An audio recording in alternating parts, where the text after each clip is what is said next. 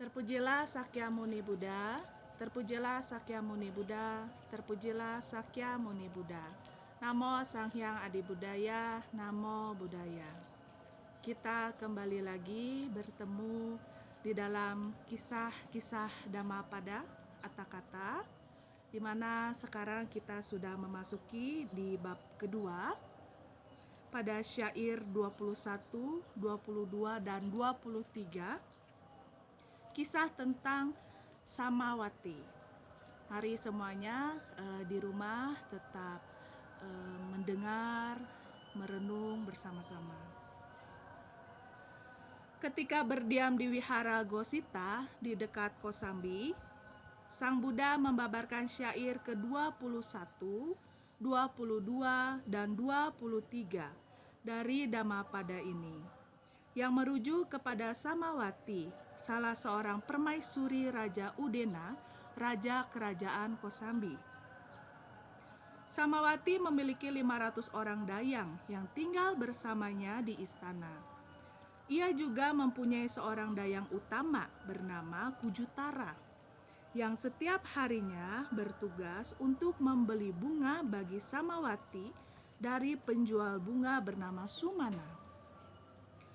Pada suatu saat, Kujutara memperoleh kesempatan untuk mendengarkan pembabaran Dhamma oleh Sang Buddha di kediaman Sumana, dan ia mencapai tingkat kesucian Sotapatti. Semenjak hari itu, Kujutara tidak lagi menjalankan tugas sehari-harinya sebagai seorang dayang, melainkan menjadi seperti seorang ibu dan guru bagi Samawati. Ia mendengarkan khotbah Dhamma Sang Buddha dan mengulanginya kembali kepada Samawati dan para dayang lainnya. Dalam beberapa waktu, Kujutara berhasil menguasai Tipitaka. Samawati dan para pengiringnya sangat berharap untuk dapat menemui Sang Buddha dan memberikan penghormatan kepada beliau. Tetapi mereka takut jika sang raja tidak berkenan. Jadi, dengan membuat lubang di dinding istana mereka, mereka dapat melewatinya dan memberikan penghormatan kepada Sang Buddha setiap harinya. Saat beliau akan mengunjungi rumah 3 orang hartawan bernama Gosaka, Kukuta, dan Pawariya, pada saat itu Raja Udena juga memiliki seorang permaisuri lainnya yang bernama Magandia. Ia adalah putri dari Magandia, seorang Brahmana. Sang Brahmana melihat Sang Buddha pada suatu hari dan berpikir bahwa Sang Buddha lah satu-satunya orang yang pantas bagi putrinya yang cantik luar biasa, sebelum ia menikah dengan Raja Udena. Jadi ia segera membawa seorang istri dan putrinya serta meminta Sang Buddha agar bersedia menerima putrinya sebagai istri. Mendengar permintaan tersebut, Sang Buddha berkata, "Bahkan setelah melihat Tanha, Arati, dan Raga, putri-putri Mara, saya tidak lagi merasakan keinginan akan kesenangan indria. Apalagi dengan dia yang penuh dengan air seni dan kotoran yang tidak ingin saya sentuh, bahkan hanya dengan kaki saya." Mendengar kata-kata Sang Buddha, baik Sang Brahmana maupun istrinya mencapai anagami, maga, dan pala. Mereka kemudian mempercayakan putrinya kepada saudaranya, dan mereka sendiri bergabung dalam sangga dan berhasil mencapai tingkat kesucian arahat. Sang Buddha telah mengetahui dari awal bahwa Sang Brahmana dan istrinya dapat mencapai tingkat kesucian anagami pada saat itu. Oleh karenanya, beliau menjawab Sang Brahmana dengan cara tersebut di atas. Namun demikian, Sang Putri Magandia menjadi sangat terpukul dan terhina. dan ia berjanji akan membalas dendam ketika kesempatannya tiba. Kemudian pamannya menyerahkan Magandia kepada Raja Udena, dan ia pun menjadi salah seorang permaisurinya. Magandia mendengar berita kedatangan Sang Buddha dan tentang bagaimana Samawati serta para dayangnya memberikan penghormatan kepada beliau melalui lubang di dinding istana tempat tinggal mereka. Jadi ia berencana untuk membalas dendamnya kepada Sang Buddha dan menyakiti Samawati beserta para dayangnya yang memberikan penghormatan kepada Sang Buddha.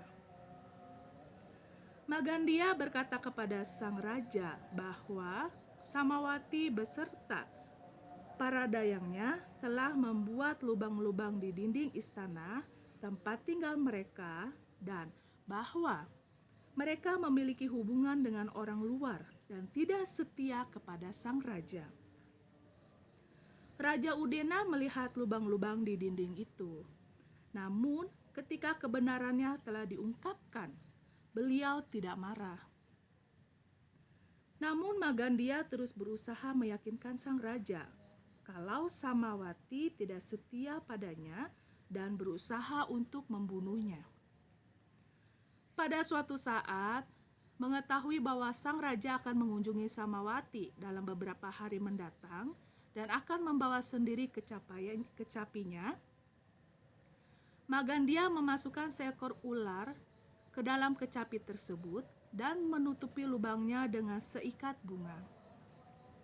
Magandia mengikuti Raja Udena ke tempat tinggal Samawati setelah mencoba mengurungkan niat raja dengan mengatakan kalau ia merasakan keganjilan dan mengkhawatirkan keselamatan sang raja. Sesampainya di kediaman Samawati, Magandia melepaskan rangkaian bunga dari lubang kecapinya. Ular itu keluar berdesis, melingkar di atas tempat tidur kecapinya. Ketika raja melihat ular itu, ia jadi percaya akan perkataan Magandia bahwa Samawati berusaha untuk membunuhnya. Raja sangat marah. Beliau memerintahkan Samawati untuk berdiri dan semua dayangnya berbaris di belakangnya. Kemudian sang raja mengambil busurnya beserta anak panah yang telah dilumuri racun dan menembakkannya. Tetapi Samawati dan para dayangnya tidak memiliki kehendak buruk pada rajanya dan melalui kekuatan cinta kasih, meta, anak panah tersebut berbalik arah. Meskipun biasanya anak panah yang dilepaskan oleh sang raja selalu tepat mengenai sasaran, bahkan menembus bongkahan batu.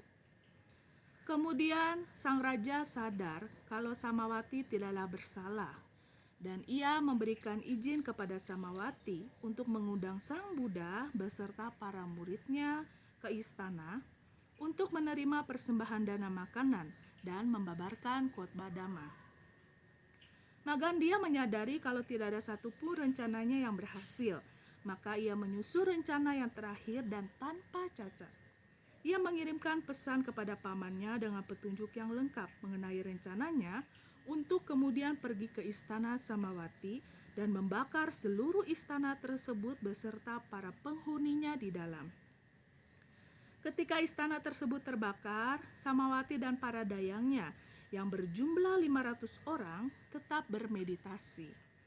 Kemudian beberapa dari mereka berhasil mencapai tingkat kesucian Sakadagami dan yang lain berhasil mencapai tingkat kesucian Anagami. Segera setelah berita kebakaran tersebut menyebar, raja pergi ke tempat kejadian. Tetapi beliau terlambat. Beliau mencurigai bahwa kejadian ini dilakukan oleh Magandia.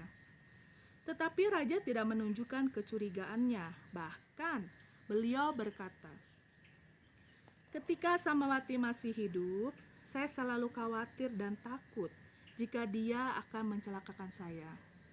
Sekarang pikiranku lebih tenang. Siapa yang telah melakukan ini semua hal ini pasti hanya dilakukan oleh seseorang yang sangat mencintaiku. Mendengar ini, Magandia segera mengakui bahwa dialah yang telah memerintahkan pamannya untuk melakukan hal itu semua. Mendengar hal itu, sang raja berpura-pura sangat berterima kasih padanya dan mengatakan bahwa beliau akan memberikan penghargaan yang besar kepada Magandia dan seluruh keluarganya. Kemudian seluruh anggota keluarga Magandia diundang dan mereka datang dengan senang hati. Setelah datang ke istana, mereka semua termasuk Magandia ditangkap dan dibakar di halaman istana atas perintah sang raja. Ketika sang Buddha mendengar dua kejadian tersebut, beliau mengatakan bahwa mereka yang waspada tidak meninggal.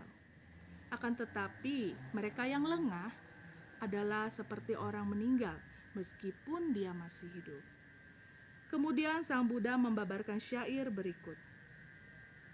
Kewaspadaan adalah jalan menuju kekekalan.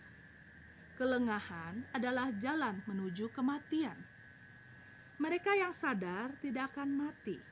Mereka yang tidak sadar seperti orang mati. Orang yang bijaksana setelah memahami hal tersebut, mengembangkan kesadarannya. Ia berbahagia menjalani kehidupan suci.